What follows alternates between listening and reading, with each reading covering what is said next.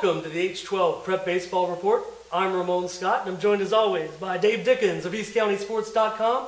Joining us here in the studio this week, a couple of seniors from Monte Vista High School, Monarchs royalty, if you will, and I'll talk about that in just a minute. PLAZOLA, left-handed pitcher, and Diego Sandoval, the veteran catcher of the Monarchs. David, breaking news tonight, Monte Vista defeats El Cajon 8-1 on Friday to improve to 18-9 on the season, their 9th Grossmont Valley League victory. They're going to likely come in 3rd place in the league and head to the postseason as one of the top teams in Division 4. But I just wanted to tell you that the Monte Vista Monarchs will complete their first back-to-back winning seasons since 1998 and 1999. So you can see what I'm talking about. These guys, some of the best Monarchs to ever play the game and some of the most winningest teams in Monte Vista history since that great run in the 90s. And you want to talk about that a little bit, Diego, first and foremost, of how well it's been? I mean, you had your junior year. That was a great year last year. But when you say that this team has really come together and become a force in the league? Yes, sir. I would say that our team is a pretty good team this year. I've been very confident in what we're going to do during the playoffs and everything else after that. I love my team. What can I say? It's a pretty amazing team. And would you say that Ivan and you were on the same page at all times? Pretty much. Yeah, when he catches, I don't shake him off much. Yeah. Pretty much on the same page. Sometimes I call the games. Sometimes Coach New will call the games. I mean, yeah. Yeah, and Coach New is definitely that was big shoes to fill with Matt Atkinson being there for so long and being a pitching coach especially. How was that transition? Have you guys really become acclimated now with Coach New? Yeah, now we just focus a lot more on our pitching. So we like to be more in depth with our pitching. So our pitching's been really well this year. It's been our strong point. Very well. You always need that, and you need good defense, and you've got both, and then you've got plenty of offense too. Yeah, definitely. Well, no doubt about it. These guys have been part of that building process, and now with Coach New in the program, just a great run of victories. And Diego, you've been there all 4 years, and by golly, you had a day off today. Yeah. What did you do on the bench? I mean, you have practically caught every game in your 4-year career as a Monte Vista Monarch. Even when the hitting didn't come as easily for you, in your first 2 years, you were a great backstop and a presence back there, and that's why you've held the job for 4 years. Tell me what it's like to be a 4-year catcher. Are your knees ready to go on with your baseball career? Well, it's pretty. I feel like it's pretty cool, to be honest. Like, to be able to say that I was like a freshman, starting on varsity. It was pretty cool that year, and I think like as the years gone on, I've matured more as a player and also as a human being. So to me, it was like pretty great, you know. And I'm ready to keep going after this year.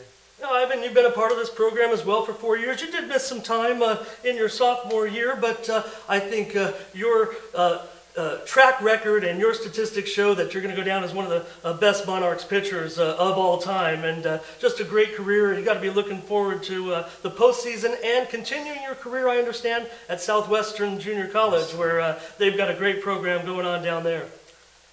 Well, pretty much just worked hard, worked really hard. The coach New helped us out a lot. He's helped our pitching a lot. We work really hard every day. Well, Dave, we talked about these guys, an instant contender, if you will, in Division 4. Right now, they're sitting outside the top 4, but they might be able to squeak in to get a top 4 seed in Division 4 and maybe a championship run. The last time Monte Vista won a championship was in that 98 season. They won the Division 2 title under Coach Mark Smelko and a great player on that team, Brooks Conrad. Yeah. Oh, yeah. Brooks Conrad went to the alumni game, I think, a couple years, 2 years ago, I think it was. Yeah, he pitched against us, and he won the home run derby that year, too. Pretty good guy. He's pretty good. Yeah. He tried to help out with Ivan, of course, and yeah. of course with a couple of our other old veterans from before. Talk about a legendary Monarch. Yeah, legendary right there. So a little trivia, then that would be kind of a nice time of season since the 98 World Series Padres are out there doing their thing. Maybe Monte Vista decided to jump on the bandwagon and do the same. Hopefully. Yeah, I hope so. I really hope so. That's been a great series they've been talking about this week with those. And I think about Diego's career a little bit, and I think about Austin Hedges, how, you know what, in the beginning it was tough, Diego, in your early years hitting, but like I said, you stuck with it. And now you're hitting 375 this season, so just a big, big season for you. Even when the hitting was difficult, it's paid off now. I mean, 375 batting average, and this team as a whole, I mean, you got some great hitters on this team. Honestly, I think we owe a lot of that credit to Coach Anderson. He came my sophomore year and he helped. That's from both catching and batting perspective. He helped me out a lot. So I think like he has a lot to do with how successful we have been in these past couple of years. And Diego, would you like to talk about Mr. Wiley? I mean, he came out of nowhere. I mean, no one expected him to be hitting the way he's been hitting this year. I mean, he's been one of those unsung heroes, if you will. That dude is a monster. Let me tell you that. At practice, we have solar panels in left field, and let me tell you, at our field, the wind blows out, and it's more of a lefty field. That dude can hit some really good shots over there, man. And I mean, it was this year all of a sudden because actually I got the first text from his parents the first time he appeared on our website, and ever since then, this was maybe a month and a half ago, he's just been on fire. What did you guys do to him, or what did the coaches do with him? I mean, Derek just figured it out. He just figured it out. He always puts really good swings on balls, and now they've just been finding holes in the right time. And during practice, he works very hard Yeah, to try does. to. Honestly, we'll be picking up after the field, and then you look behind and you see Derek with a bat. He's always carrying a bat, always swinging a bat. He always wants to be better at that. He works hard at his craft. He does. Very hard. well, it's definitely paying off. Yeah, it is. Well, I tell you, one of the big games and maybe one of the breakout performances that Derek had, I want to talk about it right now, was the game at Petco Park. Yeah. You guys went down there and took on the El Cajon Valley Braves and beat them 11-2. But he had a big hit in that game, and also your fabulous freshmen played great in that game, Andy Canedo and Ernie Arambula. Big night at the ballpark, and the Braves, hey, give them credit, they played well. It was a pretty competitive game there for a while until the Monarchs kind of got into the pitching a little bit. You guys had been there before to Petco Park and played that incredible game against West Hills that they won. But what was it like to come out on the winning side this time at Petco Park, guys? Petco Park, it was very fun. It was one of the funnest games that I've played in. Both teams, we played really well. And Ernie and Andy, the two freshmen, they played really well. They've been playing really good for us all season. Yeah, pretty much. Like, with them, like, I'm excited to see the future for Monte Vista. Yeah. I am very excited. Not just that, we have another freshman that's also, like, he took over my role in the beginning of the season when I had my broken finger and I was hurt. So I'm very excited for our young class. It's very exciting. Monte Vista will be really good for the next couple of years. Yeah, I hope so. And you know, Andy came out of same story as Derek. He came out of nowhere. I mean, he was on fire almost immediately this season, and I'm sure he's had a big impact numbers wise. I mean, you can and getting you to where you're at now. Yeah, Andy's been swinging it really well for us this year, and he's came out of the bullpen a couple of times and he shut it down. I think last week, the Steel Canyon game, or 2 weeks ago, Steel Canyon game, he pitched after me and he closed it down pretty well. He's been coming out of the bullpen really good. Yeah, he's been fantastic on the mound. Yeah, he has. Now, Ivan, 7 wins on the season. That's a great, great season, and it's not over yet. And you had the complete game on Tuesday against West Hills, a 2.47 ERA, 50 strikeouts, and you're hitting 320. But I wanted to ask maybe Diego about what makes Ivan so special. He's got the 4 pitches that he works so well, and tell me how you guys go about calling a game, especially someone with such a diverse arsenal. So, I've caught Ivan since like 6th grade, so I already know him. I'm used to him. So, what makes him very efficient is that he has really nice stuff afterwards, and he's very located. He can hit his locations very well and all that.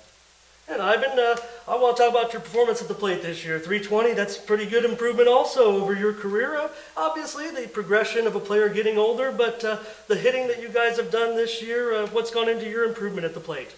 Just working hard with Coach Anderson, hitting before practice, during practice, just taking more time and perfecting my swing. Working a lot of outside pitches, off speed a lot. Now, Dave, I'm going to give these guys the business a little bit. They're having a great season. I talk about how great these guys are in comparison to some of the other Monarchs teams, but I've got to mention a few names out of Monte Vista history, and I don't know if it's talked about among the players, but I've got to go ahead and say it with some legendary power hitters. at Monte Vista, like Leo Daigle, Joey Metropolis, even Jeremy Lipsy a couple years ago. Some of the best all-time single-season performances in section history as far as home runs. Guys, who's going to be the first Monarch to hit a home run this season? It'll probably be Derek Wiley. Either Derek, I think it's either Derek, or maybe Andy. And yeah, Andy's put some really hard balls in play. Yeah. It'll probably be Derek. I think it's Derek. Yeah. Dave, you going with that suggestion? I would definitely say so. And I mean, how close have they come so far? I mean, is that why you're basing that off of those two? Is because they've come close to going yard? Derek at Petco Park, he came a couple feet away from the warning track, and BP he hits balls out pretty far. Sure. In fact, I think that if you look back at those two shots at Petco Park and where they landed right on the edge of the warning track, those might have went out. Yeah. Get out. Yeah, but those were stroked, and remember, and the outfielder made he was trying to make a shoestring catch. Both balls landed in almost the same exact spot. That was amazing. So, Ivan, you talk about some of the younger players in the future of this team, but one of the guys, I mean, I can't help but think about the comparisons with Abraham Sanchez. Do you mentor him? And he's, ERA just over 3, and he's hitting 280. You can't help but make the comparisons. And quite frankly, as great as your career has been, his long-term career track looks even better than that. So tell me about Abraham Sanchez. Abraham Sanchez, me and him, us three, we're all really good friends. Really good friends. We hang out a lot, and Abraham somewhat took it under my wing. He asked me a couple weeks ago, he said, Ivan, can you help me throw a slider? I said, yeah, dude. Helped him out, and he threw it Tuesday against... West Hills on Tuesday, right? Or the Mount Miguel game? Mount Miguel, yeah. And he threw it pretty well. He works a lot. He works really hard at his swing and both his pitching. I catch a lot of his flat grounds, and he's just always like, hey, can you help me out? He works really hard, Abraham. And you guys have been, I've noticed on a lot of the numbers too, this season, you work really hard on your defense on trying to play errorless baseball, especially when you're out in the outfield and infield. Yeah, we do a lot of, so pretty much we just do a lot of defensive work every day. We do a lot of Coach T. He's pretty much our infielder coach.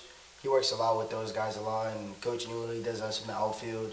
We work really hard out there. Yeah, we really do. I mean, there was a good example today of not one error. You played definitely real tight on the defensive side of the ball, which if you're playing good defense, you should end up on the winning side of the ball. Yeah, definitely. Yeah. Well, Ivan, earlier this season, you had a chance to match up with your cousin over at Mount Miguel High School, Nico Camacho. And we had Nico in here last week for our interview, and we asked him about your relationship with him a little bit and what it was like to finally face each other, even though you guys have matched up pitcher and batter before. But you had the big win. Close game this week over Mount Miguel, 2-1. But tell me back about that first game with the Matadors when you matched up with your cousin. First game, it was pretty tough. The night before, we were texting each other, just talking crap pretty much, just talking back and forth. And Nico, he pitched pretty well that game, but we just hit a little more than they did that game. And Nico, he put a couple good swings on me. Yeah. Yeah, and to their credit, they were able to bounce back and get a victory over them. But the big rubber match this past week, the 2-1 game in extra innings, and Andy Canedo had a great game earlier the week in that game. Mount Miguel, they seemed to be up and ready for that game. It was almost like their playoff game when they matched up with you guys. They put a lot of heart into that one. 2-1, Diego, extra innings. Tell me about Andy's performance in that game and the close game against the Matadors this week. Honestly, Andy did great.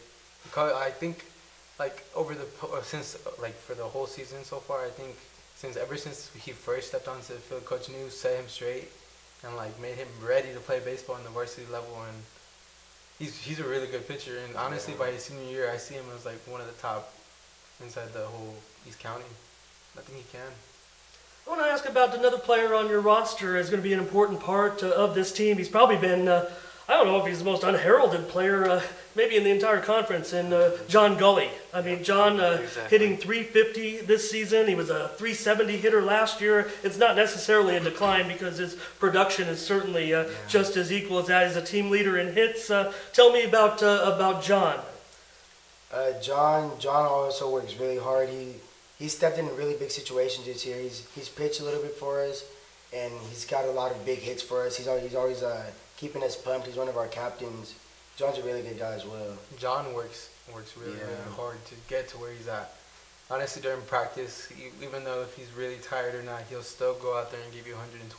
Yeah, he really will. Well, we talked about Ivan heading to Southwestern College next season, and Diego, he might tag along too. And boy, a four-year catcher at high school, I mean, certainly something that's got to be in demand at the college level. So I'm sure that if Diego's looking to continue his baseball career, I'm sure it won't be difficult to find a spot for someone of that durability. They have a pretty good coach under there, Coach Martell, and pitching coach Brown, I believe, Kyle Brown. Is he with the Southwestern still? So pretty big influence on that team. I just want to mention a few names you're going to be joining up with, not to mention your former teammates, David Garcia and Ivan Gonzalez, Andrew Gonzalez, who was a second baseman. He played third base last year. Also, a plethora of East County guys on that roster that were freshmen this year. Dylan Wanamaker, Victor Carlino, Kyle Pineda, Adam Lopez, Kenny Oldhauser, and Brandon Weed, the Grossmont pitcher. So just a lot of good guys. And also Taylor Lindsay, he saw a lot of time. You know him as a catcher. So he looks like he could return behind the plate also next year. And Justin Zamora came on late in the season. So we've talked about Grossmont before, Dave, but look at that Southwestern roster. I mean, they could almost field an all-East County team out of their starting lineup. So I just want to make note of that. Okay, well, we're going to move on. We'll talk about some of these Valley League contenders, and we're going to keep these guys right involved in the conversation because we've had some big news tonight in the Grossmont Valley League. We'll get to the Hills League in a moment, which really has some breaking news, but Valhalla clinched at least a share of the league championship on Friday with an 11-0 win over West Hills. Guys, Joseph Ingracia, the sophomore, continues his hot play. He pitched a no-hitter against the Wolfpack. Talk about a red-hot prospect. He also had a couple of doubles and drove in 3 runs. Valhalla's won 12 straight. Ivan, they're a good hitting team. You faced them, but I'm sure you were upset at some of your control issues in that game. You guys were looking forward to that one, and I thought it seems like you pitched well considering, but the control issues, are the Norsemen a disciplined team, or were you having some trouble that day? Norsemen, they're pretty disciplined, but also I didn't have so much command last week. Yeah, well, they've moved inside the top 12 now, so no worries for the Valhalla Norsemen. It looks like they're going to go on and win that league championship. The schedule's in their favor. They're going to get into the top 12 in Division II anyway. So Steel Canyon, of course, technically still in contention to share the title, but the Cougars taking out their frustrations, possibly missing out on the postseason in just a tough situation. We talk about these Monarchs sitting in 3rd place, headed for the postseason as a top contender for a CIF Division Championship. The Steel Canyon Cougars are likely going to be on the outside looking in, despite their 2nd place finish, Dave. Yeah, you know, and Steel started off really hot too, and they just gained momentum through the middle of the season. And as you said, I think really what happened is towards the end of the season, the schedule was favored more for the Monarchs and Valhalla, to be honest. I mean, it just is what it is.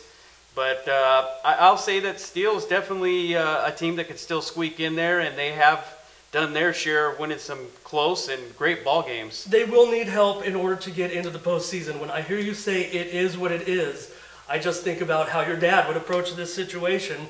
It's unfortunate for Steel Canyon. You guys know how good they are as a baseball team. They're going to be left out of the postseason, quite possibly. They had their 2nd double-digit run inning of the week on Friday. They put in 11 runs and scored 25 runs against Mount Miguel. Sebastian Granados had a home run for the 2nd straight game, and Anthony Mata drove in 4 runs. The guys, one of the biggest games of the season just a couple of weeks ago. You guys came back after getting beat by 14 runs the day before to beat the Cougars. 7-5 in that big 6-run inning. Remember, at the end of the game, you guys rallied to beat them, and Ivan, you and Diego and John was big, and Andy came in relief. What about that game, 7-5? I think at the time, that had to be the highlight of the season, of the Grossmont season. Yeah, that game was really good. We were losing in the 5th inning.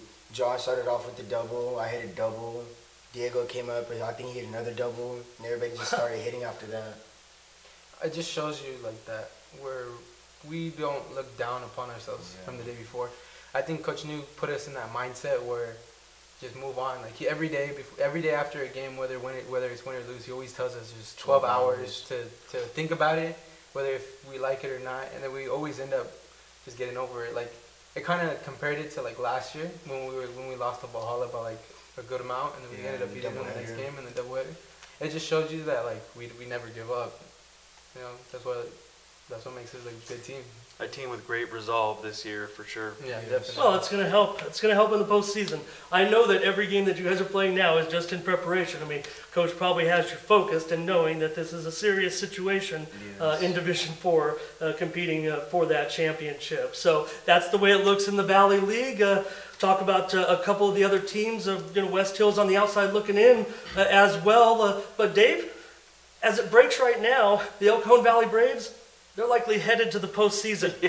So, you know what? We think about that and the fact that the Braves never win any league games, but this true test of playing exceptional teams is really going to prepare them for their entry into the Division V playoffs.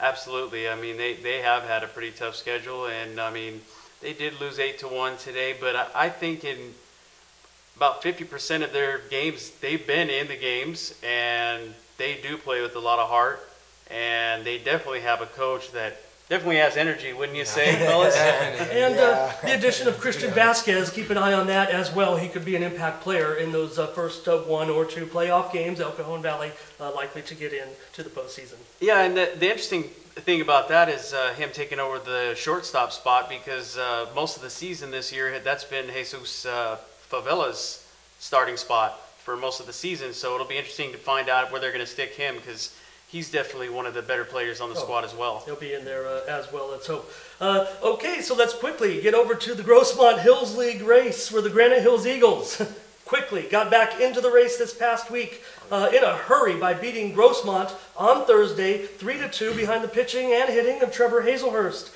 He pitched a complete game and hit a home run. Then on Friday, in a very menacing looking game at Santana, the way things have been going in the Hills League, where teams are bouncing back and forth and beating each other on their home turf, the Eagles got that needed win. They have a shot at sharing the league title now with Grossmont or with Helix. The Eagles powered their way to another win behind 2 home runs and 5 RBIs from Hazelhurst. Homers number 4 and 5, Dave, for Trevor now.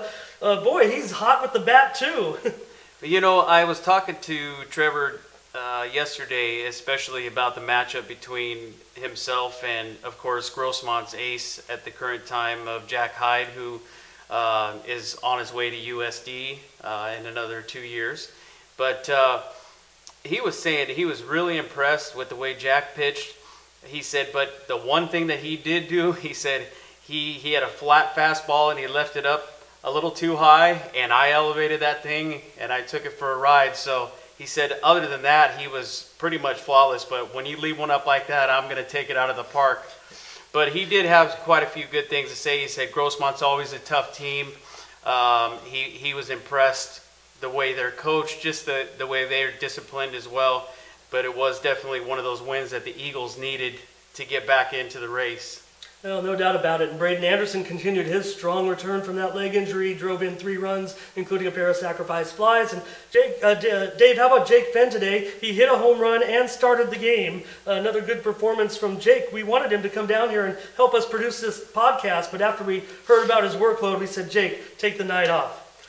Absolutely. You know, there's been 3 Eagle pitchers that have been fantastic this season, and everybody thinks first and foremost, and all credit due to him with Hazelhurst, but you also got to think about Jake Finn. He's another one of them, and let's not forget Tom Fordham's son, Clay Fordham. Those 3 have been fantastic. They've stepped into the starting spots. They've been great in relief. They've been great in going in there for an inning to save the game. So all 3 of those pitchers, I think that's what's going to carry the Eagles through the playoffs. Okay. The H12 Prep Baseball Report. Visit the H12 Sports Academy off of Old Highway 80 in El Cajon. Get lessons from top local instructors. Use our team workout and cage facility specials, newly renovated, for baseball and softball. Plus, have your performance metrics analyzed using patented technology in HitTrax. That's the H12 Sports Academy off of Old Highway 80 in El Cajon. Call Scott Hoppy Hopgood at 619-328-1412. That's the H12 Sports Academy in El Cajon. We have some important games still next week that are going to decide the league title. But in the Foothillers' defense, Joe Williams returned this week and pitched on Tuesday against El Capitan. He allowed 3 hits and no runs while striking out 7. So now you have added depth to the Grossmont Foothillers staff. We know this league race is up for grabs. It's going to come down to these final games. Can you give me a prediction? Well, I'll tell you what, I talked to Joe personally after that game that got a little out of hand versus El Capitan. And he said that ever since that elbow injury, this was his second start. And he felt that he had good command of his fastball now, which is one of the keys in. Coach Jordan definitely seconded that. And he said getting him back into the rotation is almost like having 2 aces. So you are correct. I'm going to have to go out on a limb, though, and say if they can shut down Garcia, that's key for the Eagles to outplay the Foothillers. That's going to be the biggest key. Whew. Can they shut down Jesse Garcia and those Foothiller bats? Let's talk about Jesse's week for a moment. He had back-to-back games of 2 home runs. And it was interesting, Dave, to see Jesse. He had a couple of home runs already, but then we saw him at the H12 Sports Academy working on the hip tracks, working on the hip placement, the launch angle. We saw him looking at the data that was coming out, immediately making adjustments, and then hitting those balls that were maybe falling short. We watched him hitting at the Green Monster in Boston. They were falling short of the warning track. Makes just a little adjustment. He's banging it right off the wall like you're supposed to do. So based on those metrics, Jesse was able to make certain adjustments. He now leads the Grossmont Conference with 8 home runs this season. Yes, he does, and that's one of the things that we discussed. I said, you know, ever since you went and we sat down and we had our show like we do every week, and he was hitting with the hit tracks, he said that it was phenomenal. And it absolutely did help him, and he has implemented exactly the stance that Scott Hoppy Hopgood was talking about and the way he was directing him. He said that has something to do with the way he's hitting them out now correctly, and he's not having to work as hard to hit them out. The H12 Prep Baseball Report. Visit the H12 Sports Academy off of Old Highway 80 in El Cajon. Get lessons from top local instructors. Use our team workout and cage facility specials, newly renovated, for baseball and softball. Plus, have your performance metrics analyzed using patented technology in hit tracks. That's the H12 Sports Academy off of Old Highway 80 in El Cajon. Call Scott Hoppy Hopgood at 619-328-1412. That's the H12 Sports Academy in El Cajon. Recently, a national article came out that ranked the Grossmont Hills League as the 6th toughest league in the country. Not the county, in the country. This rating was based on last year's final power rankings, each power ranking divided by the number of teams in the league. I think this says volumes for what Santana has done this season to throw a monkey wrench into the Helix Highlanders' chances in the Grossmont Valley League. You see them jump up and play so well in some of those games, and it's cost Helix because they went they lost to Santana, and they also tied Santana in a game, and that tie sticks out like a sore thumb right now because Grossmont and Granite Hills are both 6-4, and Helix has the tie. You know, I said it from the very beginning of the season, and especially it started with that tie game against Helix.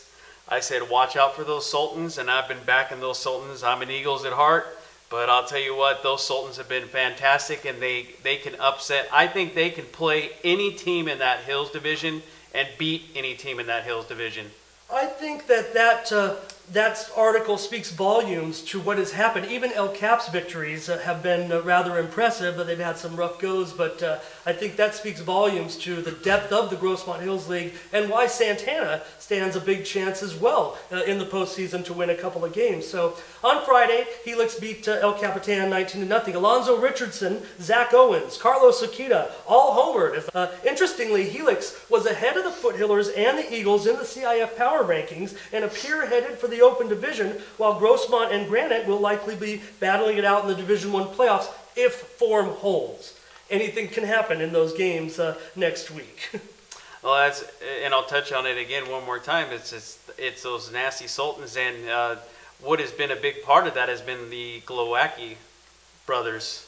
You know, they got some young players in there, but they have really stepped up, especially on the pitching end.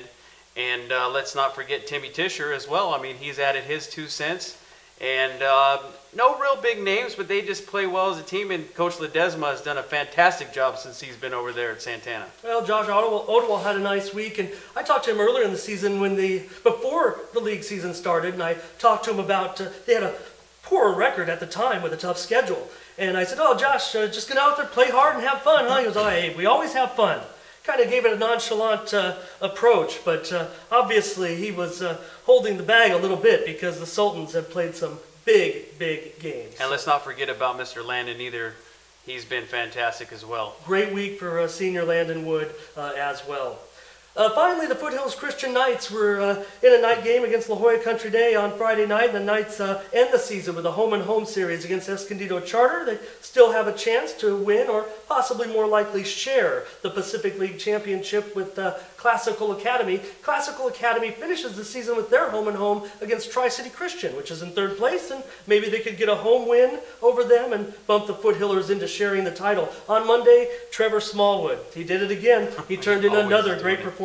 6 innings of 1 hit ball, an RBI, 2 RBI, and a double. And Dave, I think the interesting thing about the Foothills Knights' postseason chances is they're in Division 4, guys, and they're kind of in the mix just below you guys in those rankings, and could come down to a situation where these teams could meet or at least follow each other a little bit and see who's playing who in the Division 4 playoffs. Well, you mentioned the Division 4 again, and I just wanted to touch on somebody that's a little bit further away, but is considered still East County. And how about those guys from Pine Valley, the Mountain Empire Redhawks? Trevor Elliott did it again. That's right. Fished another no-hitter this week. This one was of the 5-inning variety, but still his 3rd no-hitter of the season. So watch out for Mountain Empire. They're ticketed for the postseason as well as a top 2 or 3 seed in their division.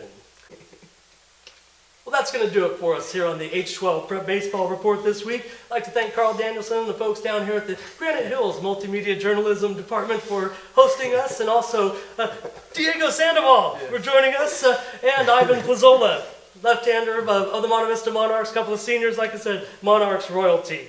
Thank you.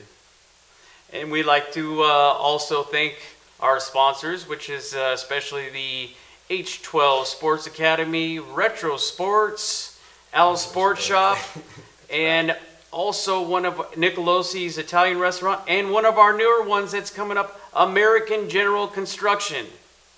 And of course, the man, the myth, Carl Danielson from the Granite Hills Media Department.